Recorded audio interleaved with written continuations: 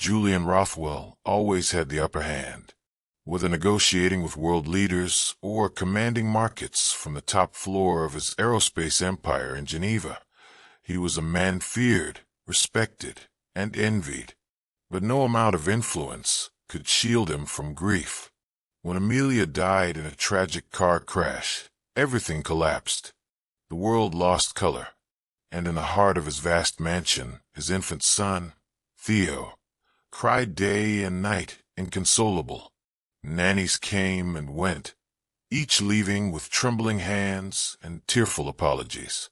Not even lullabies or formula could pierce through the fog of pain that hung between father and son. Julian wandered the empty halls like a ghost, his designer suits now more armor than fashion. He attended board meetings without hearing a word. He barely noticed the seasons change. But most of all, he couldn't bear entering the nursery. Not since that night. The crib, the toys, Amelia's soft scent still clinging to the rocking chair.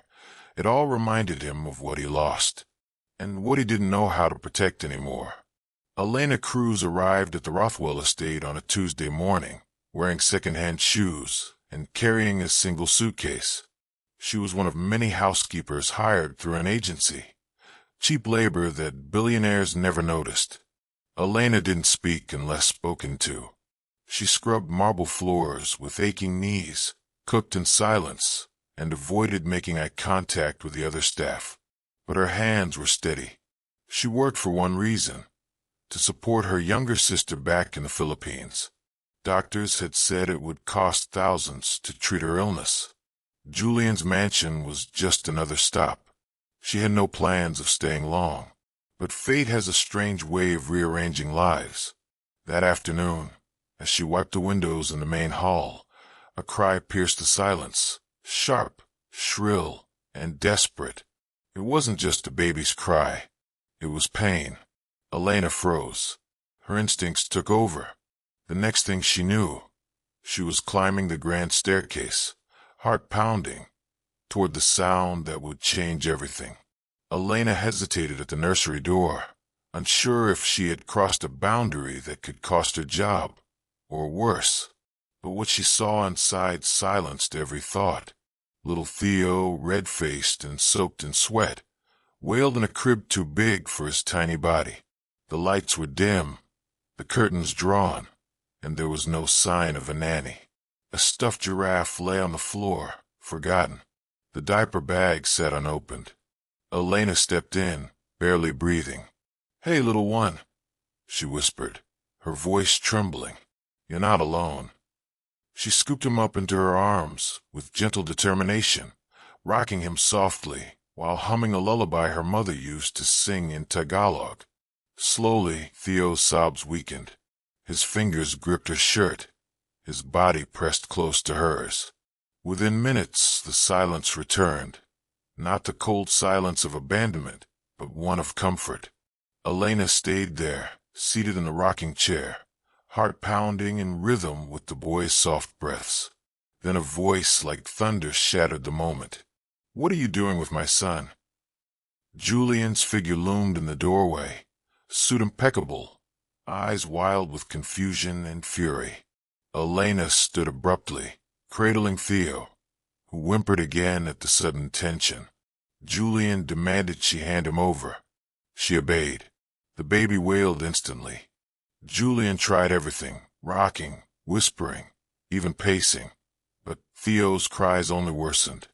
Desperation etched across Julian's face. "How did you calm him?" he asked. He was soaked, hungry, lonely. "Sometimes they just want to be held," she replied softly. Julian stared at her. Then, against all his instincts, he said, "Can you take him again?" Elena nodded, and the boy melted into her arms once more, quiet as dawn. From that night forward, things changed. Elena was offered a full-time position, not as a cleaner, but as Theo's personal caregiver. She hesitated at first, unsure if she belonged in a world of wealth and loss. But the child had chosen her, and her heart, already half tethered to him, didn't want to let go. She moved into the west wing of the mansion. The staff quarters were modest, but Elena didn't care. She woke each morning with a sense of purpose. Slowly, she brought structure to Theo's chaos. Bottle feedings at 8 a.m., playtime at 10, naps at 2, bath before bedtime. Within 2 weeks, the baby who never smiled began to laugh. Julian noticed. At first, from a distance, watching from the hallway as Elena sang and danced around the nursery. Then, more boldly, he joined them. He'd sit on the rug, letting Theo crawl over his lap. He asked questions about diapers, formula, and bedtime rituals. And sometimes, he simply watched Elena, his gaze lingering too long. Something in his chest, once numb, flickered to life. One evening, a storm rolled over Lake Geneva. The power went out. Elena found candles and lit them across the living room.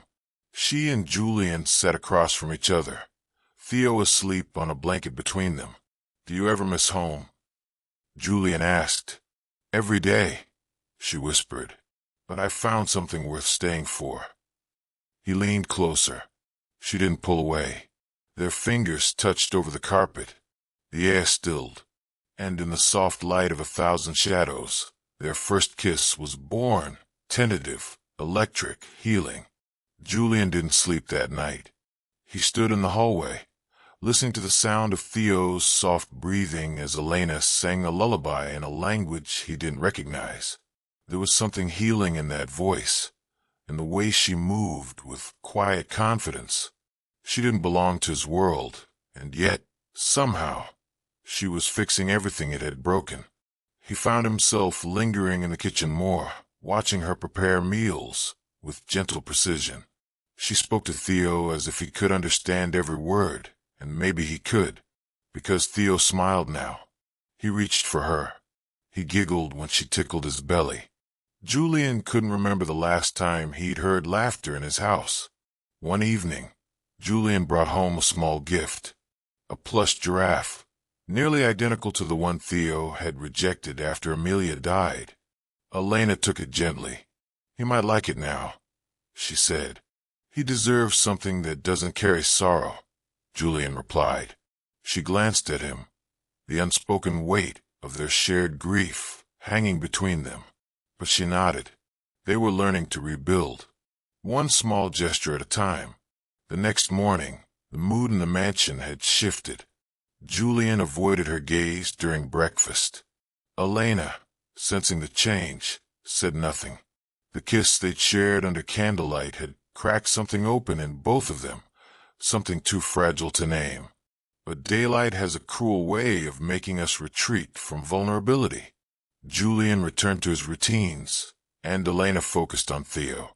The boy remained cheerful in her care, but when Julian passed him by without stopping to play, his eyes followed his father with confusion. For days, silence returned, not from grief, but from uncertainty.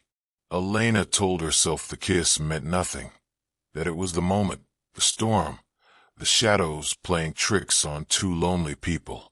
But every time their hands brushed, her heart skipped, and every night she replayed that kiss, wondering if it had been real for him too. It happened while she was reorganizing Julian's study. A sealed envelope behind a bookshelf, labeled in Amelia's handwriting. "For Julian, only if I'm gone." Inside was a USB drive. Elena hesitated. Curiosity battled respect. Finally, she placed it into the laptop. A video began.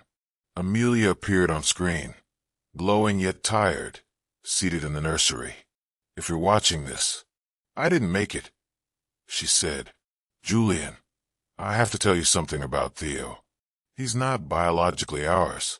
I adopted him without your consent. I falsified documents because I was afraid. But from the moment I saw him, he became mine. Ours. Please don't stop loving him because of this." Elena paused the video, stunned. Her hands trembled.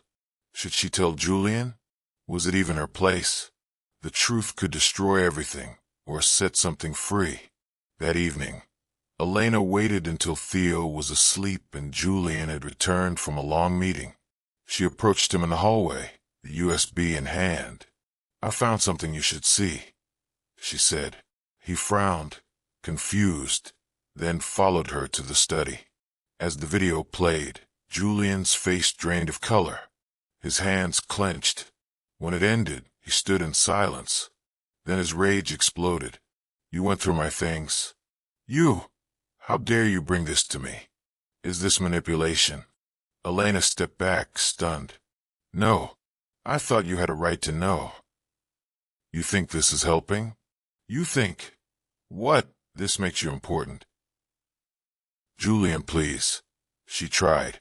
"Get out," he said, voice sharp as glass. "I don't want you here anymore." She packed her things in silence, kissed Theo goodbye through tears, and disappeared into the night. Elena took a train to Zurich and found a job cleaning rooms in a modest hotel. The pay was small. The walls were thin, but she could breathe.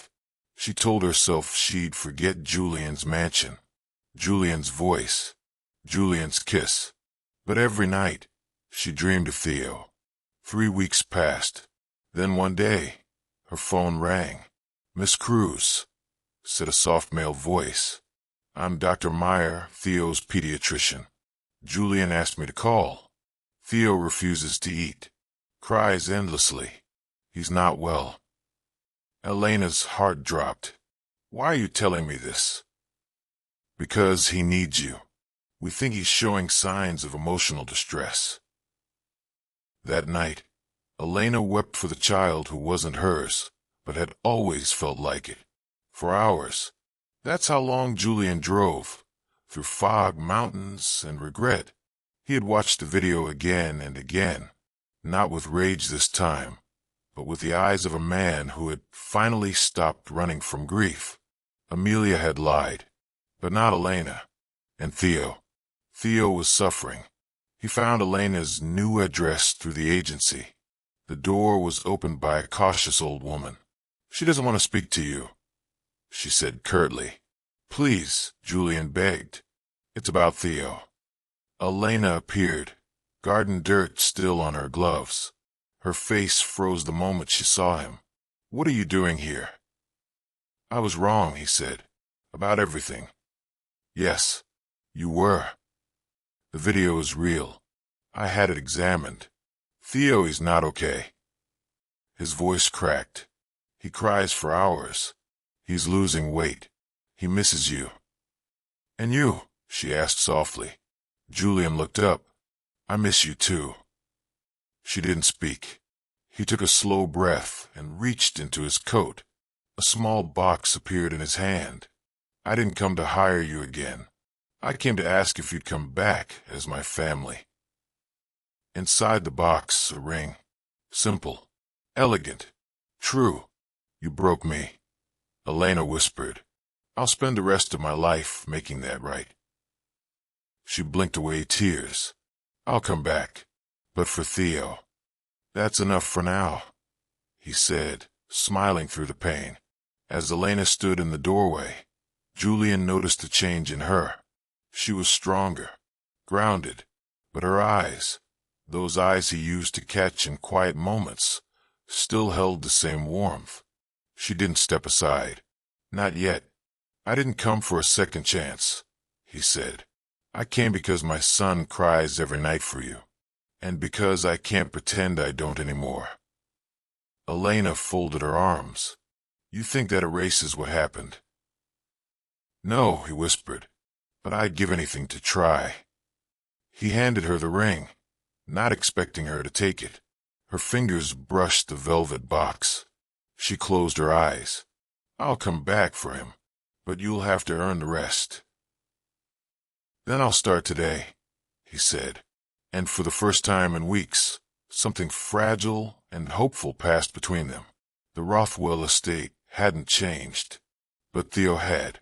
Thinner, quieter, his eyes dimmer than Elena remembered, until he saw her. The moment she stepped into the nursery, Theo's face lit up like dawn breaking through winter fog. He reached out, whimpering, then sobbed against her chest.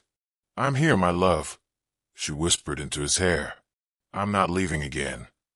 That night, he ate more than he had in 2 weeks. He fell asleep in her arms, hand gripping her shirt like before. Julian stood in the doorway, watching. "You did that," he said. "We did," she replied, not looking at him. Slowly, the house healed. Theo's eyes never left her. As she walked through the front door, the toy in his hand dropped to the floor. He didn't speak, but he didn't have to. His legs stumbled forward, and Elena dropped to her knees, arms open.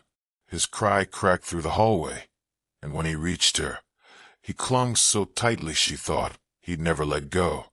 "You're safe now," she whispered. "I'm here." She didn't let him out of her sight for the rest of the evening.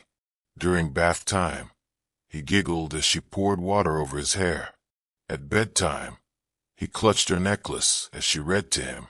Julian stood in the doorway, watching quietly, his heart swelling and breaking at once. Later, he brought her tea in the sitting room. They sat in silence for a while, the fire crackling softly. "I don't know how I survived without him," Julian said, "but I definitely couldn't without you." Elena didn't reply, but she didn't move away when his hand brushed hers either. Julian changed. It didn't happen overnight, but it was real.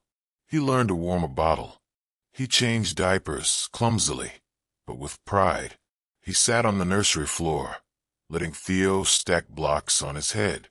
He began working from home more, canceled trips, turned down meetings. The empire could wait.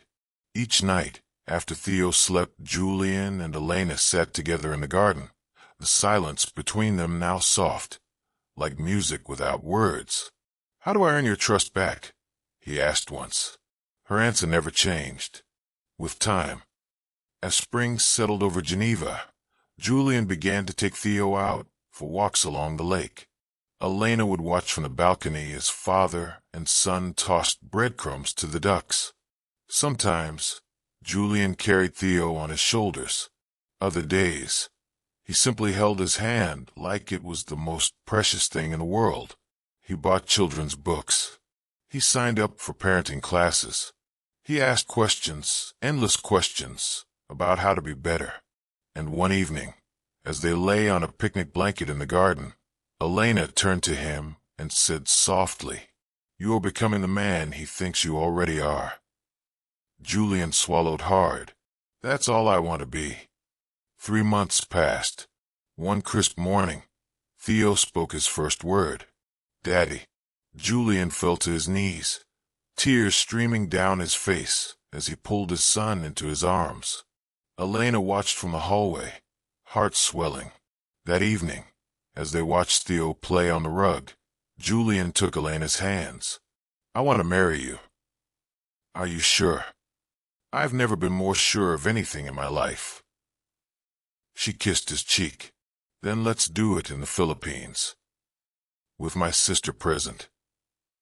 2 years later, laughter filled a tiny kitchen in Manila. Theo, now 3, sat on the counter covered in flour. Julian wore an apron. Elena scolded them both, giggling. "We're not your typical family," Julian said, flipping a ruined pancake. "No," Elena replied. "We're better." The wedding was quiet. No press. No designer gowns. Just them, Theo, and a few guests on a sun-drenched beach in the Philippines. Elena wore her mother's pearl earrings. Julian wore a white linen shirt. Theo held the rings in a velvet pouch and tried not to eat them. When they said their vows, Julian's voice cracked. "You saw the worst of me and still gave me your heart. I'll never waste that again." Elena smiled through tears. "You gave me a place to belong and a son to love. That's all I ever needed." Laughter echoed through a sunlit kitchen in Manila. The scent of mango pancakes mixed with the sound of a 3-year-old giggling. Theo stood on the counter, covered in flour. Elena stirred a bowl of batter. Julian, wearing an apron that read "Dad Level Expert," flipped a pancake that landed in a perfect mess. "We're not your typical family," he said. "No," Elena replied, wiping flour from Theo's nose. "We're better." Outside, the waves of the ocean whispered against the shore. Inside, love lived in every corner. In the evenings, after Theo fell asleep, they danced barefoot in the kitchen, sometimes with music, sometimes just to the sound of the waves. The past hadn't vanished. It had simply made room for something better, something new, something real. And in the quiet glow of lanterns and fireflies, love lived not in promises, but in every ordinary moment shared between them. Moral of the story: love doesn't always arrive when you expect it. It doesn't follow logic, respect status, or wait for the perfect moment. But when it comes, it heals. It restores. It transforms.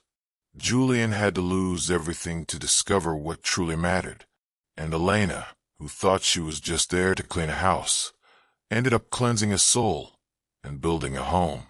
Because sometimes, what a billionaire really needs is someone who sees the man behind the money and loves him for exactly who he is.